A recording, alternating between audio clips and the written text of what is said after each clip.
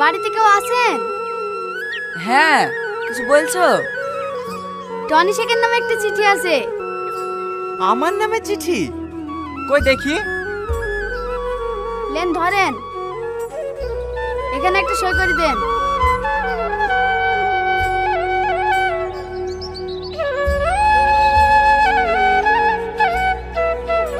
তুমি বসো বাপ, আমি একটু আসছি।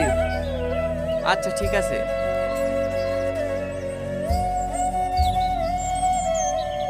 আমি জানি আজ আমি তোমার কাছে একটা স্বার্থপর মেয়ে, কিন্তু বিশ্বাস করো, আব্বু দেখা ছেলেকে বিয়ে করেছে শুধু তোমাকে বাঁচাতে, নাইলে আব্বুর লোকজন তোমাকে মেরে ফেলতো। আর আমি তোমাকে এতটাই ভালোবেসে ফেলেছি যে আমার জীবনটা আমি আস্তে আস্তে দিয়ে দিতে পারি, কিন্তু আমার কারণে তোমার মৃত্যু হবে এটা আমি কখনোই মেনে নিতে পারবো না। আবার দেখো, তোমাকে ছাড়া আমি বাঁচতেও পারবো না। এই চলে যাচ্ছি না ফেরার দেশে।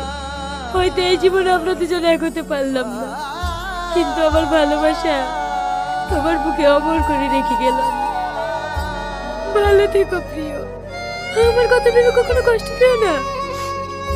আমি যেন সব সময় তোমাকে হাসি খুশি দেখি। কি তোমার পাগলিটা। কি গো, কার চিঠি পড়ছো?